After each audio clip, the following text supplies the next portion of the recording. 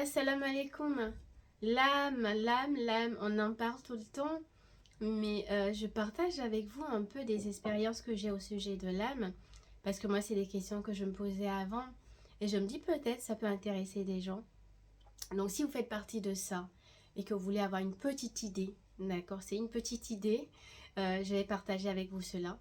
Et c'est par la baraka de mon père, Maulana Mohamed Fawzi Akakara Sallah aussi, qui m'enseigne tous les jours aussi. Parce que l'âme, en vérité, on ne peut pas la connaître.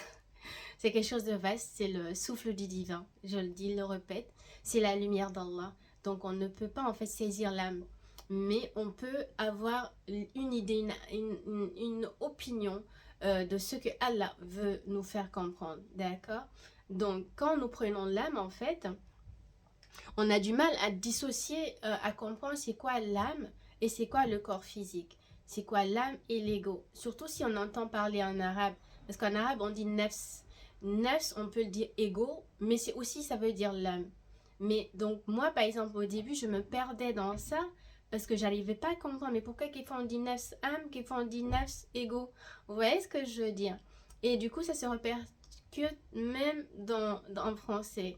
Donc, ce qu'il faut comprendre, c'est que l'âme, Bibaraka Maulana, mon père, Maulana Mohamed Fawzi Akakara Sallah aussi, nous enseigne tous les jours, en fait, de l'immensité de l'âme. Donc, déjà, il faut savoir que l'âme, en fait, en vérité, il y en a 70, d'accord? 70 âmes, c'est-à-dire 70 voiles, mais ça ne veut pas dire c'est 70 âmes en réalité. Ça veut dire tout simplement c'est des degrés, c'est des niveaux que l'âme va avoir, c'est des facettes de l'âme. D'accord? Mais cela a été réduit, Bibalaka Maulana, et a été regroupé en 7 groupes. D'accord? Donc on a 7 âmes.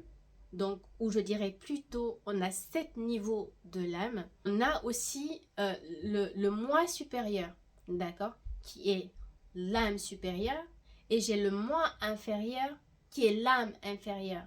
Mais c'est pas deux âmes, c'est la même âme, et c'est une partie supérieure et une partie inférieure qui est l'ego, la nefs, qui est reliée à quoi? Au corps, à la matière. Et tu as le moi supérieur, l'âme dans sa supériorité.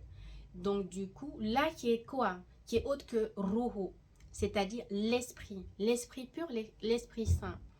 Donc pour comprendre ce que je suis en train de dire, une analogie, c'est on va prendre une pièce, d'accord? On va supposer que c'est une pièce de monnaie, d'accord?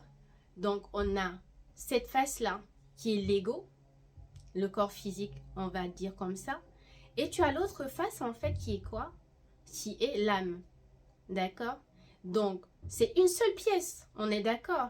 C'est juste la face qui change en fonction de la dimension dans laquelle se trouve cet esprit-là.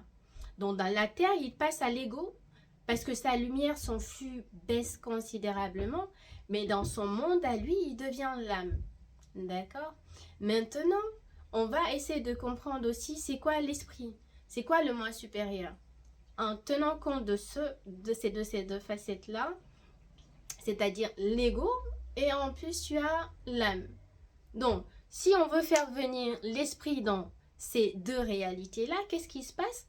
C'est comme si en fait on avait du coup une pyramide. D'accord? Bismillah.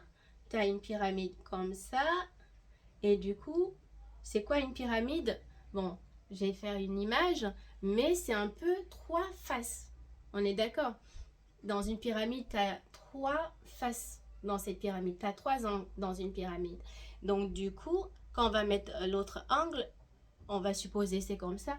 Donc, tu as l'angle là, cette face-là, qui est l'esprit. Après, tu as cette facette-là, d'accord, qui est l'âme. Et tu as la troisième facette derrière qui est en fait l'ego. D'accord? Et là aussi, vous vous rendrez compte très vite que c'est une seule pyramide. C'est la même chose en fait. C'est juste que à chaque angle où tu vas te placer, tu vas avoir quelque chose de différent. Donc quand j'ai dans cette dimension du malakout, comme je l'ai dit au début, le monde spirituel, tu vas avoir l'âme. Et quand tu vas être dans la dimension terrestre, matérielle, tu vas avoir l'ego.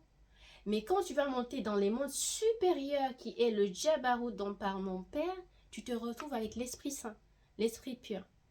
Donc, vous réalisez, c'est l'unique esprit dans les cieux, par sa descente en fait, qui change d'aspect et d'apparence. Et donc, ce qui fait que, en fait, lorsqu'on se retrouve sur cette terre, en fait, on doit se dissocier de l'ego pour pouvoir entrer, en fait, dans la dimension de l'âme, dans le monde spirituel, dans le malakut. Et nous, par exemple, c'est cette grâce énorme que mon père y fait, c'est ouvrir, en fait, ton cœur. Et quand on dit l'ouverture du cœur, c'est l'ouverture, en fait, vers le monde des cieux, vers le monde de l'invisible que Allah nous demande de croire. C'est vers le monde, en fait, des esprits. D'accord? Donc, ça te permet maintenant d'explorer ce monde dans lequel tu vis toi-même, mais à travers l'âme. Mais pour que tu puisses remonter au niveau de l'esprit pur, c'est là où tu vas cheminer, du coup, pour faire quoi? Pour quitter la terre et passer à ce moment-là à 7 niveaux, en fait, de l'âme. L'âme va en quelque sorte se métamorphoser. L'âme, en quelque sorte, elle va en fait transmuter au fur et à mesure en fonction des actes d'adoration que tu vas faire, en fonction du travail que tu vas faire, en fonction des efforts et des bonnes causes que tu vas faire, et mais surtout et avant tout par l'amour et la miséricorde d'Allah. Donc tu vas passer de niveau en niveau, et à chaque fois que tu vas passer à niveau, ton âme en fait commence à se retrouver et à remonter vers l'esprit. Mais bon, pour arriver au monde de l'esprit, pour le moment, moi je dirais le seul qui est, c'est mon père. Maulana Mohamed Fawzia Kakayada Sallahu Siao, parce que c'est un saint et la wilaya appartient en fait au monde très supérieur. D'accord? Par exemple, quand on prend la prophétie, les prophètes, ils sont dans les 7 cieux et la wilaya, le wali d'Allah, il est au-dessus des 7 cieux. Subhanallah. Donc l'âme est un seul être en fait et du coup qui change de facette en fonction de la dimension dans laquelle elle est, mais surtout avant tout en fonction de l'état de ton cœur, en fonction en fait des œuvres que tu accomplis dans ta vie et en fonction de la proximité que tu as avec ton Seigneur. Et il faut savoir aussi que l'âme en fait elle est une conscience, elle est un être, donc avec un nom. Dans le monde spirituel par exemple, dans le monde de l'esprit c'est pure lumière, mais lorsque l'esprit la descend par exemple et au niveau du monde spirituel qui est le malakut, du coup là il prend une apparence, d'accord? Sinon en vérité la lumière n'a pas d'apparence, n'a pas de forme, d'accord? C'est un esprit pur. Mais dans le malakut, il va prendre une apparence, il va prendre une forme, d'accord? En fonction du secret que Dieu a mis en toi, en fonction de ton nom, en fonction de ce que je vous ai dit, de votre niveau, de vos stations spirituelles. Et donc du coup, et vous allez avoir une couleur qui vous est définie, c'est-à-dire une lumière qui vous est propre, en fonction aussi de la grâce d'Allah et du secret qui est dans votre cœur. Et du coup, cet être-là, cette apparence-là aussi, pour se manifester dans le corps et vivre l'expérience dans le corps, dans cette matière, a forcément besoin d'un corps pour s'incarner. Et donc, le corps aussi va être une apparence.